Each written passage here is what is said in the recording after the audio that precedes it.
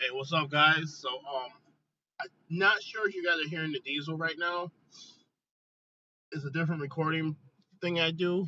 I kind of like record when I'm driving down the road, and then I take my recording and I throw it in my video. So let's just jump into it. Uh, Blade the Grass. I think I said it right. He just did a video and he was curious how do people do their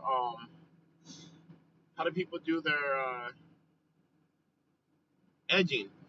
Do you add a price? Like, do you add an extra price to edge, or do you just throw it in your packet of when you do it, as in weed whacking, cutting, blowing, and edging as a packet, or do you do everything and then say, hey, there's an additional charge for edging? He made a very good point, and it's the same point I've made, and I've actually thought about doing a video about it, where he said um, he edges regardless, because at the end of the cut, your trailer is pulling away from that lot. And that's why I always tell everybody I don't do half-ass anything. So if a customer's like, "Oh, you can cut the grass," and I say, "Well, I gotta edge it," he's like, "Oh, don't worry about edging it. It'll save you a few bucks." I said, "I gotta edge it," and they're like, "Well, I don't want to edge. I just want to cut." And I said, "Well, then I can't cut you. I won't cut a property if I'm not edging it, because when I pull away, people driving around doesn't know, like he said, doesn't know that they didn't want to edge. They just like, man, that half-ass long hair service. People may not even think that at all. People could be like, hey, that's a hell of a cut. But to me, I think they're like, it would be like going to a barber and not getting a lineup. Let's get your hair cut, but don't get a lineup. It don't work that way. So to answer his question, I feel if you cut the property, you automatically do the edge. Now, if the edge is like stupid overgrown, I do add an additional charge. So the one you're seeing right now, it will go for about 75 bucks for me just to do the edge. And in the end, you'll see me haul away with buckets. I kind of take the excess dirt. I usually have two buckets. I throw it in the bucket, throw it back in the truck. I'm done. I gotta haul it away. Sometimes it gets really a lot of extra dirt and grass, but it's 75 bucks if I'd have done this property right here all day. Leave me a comment underneath the bottom if you think that was a reasonable price, or if you think maybe I should charge a little bit more. So, on top of that being said, uh, edging makes the whole property stand out, especially when you have a corner lot. It definitely makes it stand out. I would like to encourage everybody, like, make sure your edge is on point. So, in the beginning, I tried to use the weed whacker. But I kind of want to talk about the weed whacker versus the edger. So I used the weed whacker, but to me, I feel a weed whacker is only good. Got a train. The, the weed whacker is only good if your edge is already done. So if your edge is already done, it's good because you can just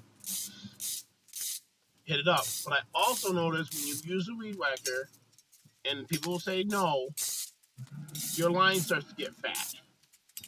Like if you look at your edge, you'll have your edge and the cement and the grass, and then you have really good property. You'll have that like little chunk of dirt I like to see when I edge. But when you do a weed whacker, you start to get the whole, especially when you're going fast trying to get a multiple property done. You kind of you can see it tint in and tint out. So maybe I'll have to show you a closer view of it.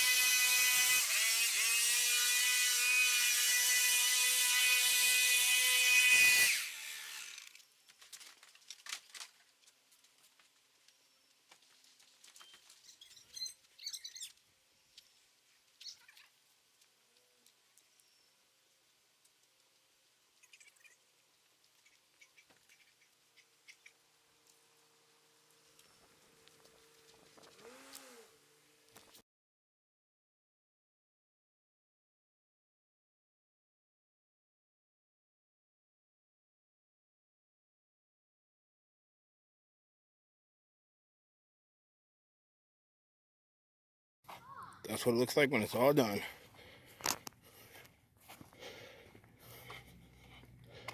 Cleaned up nice and sharp.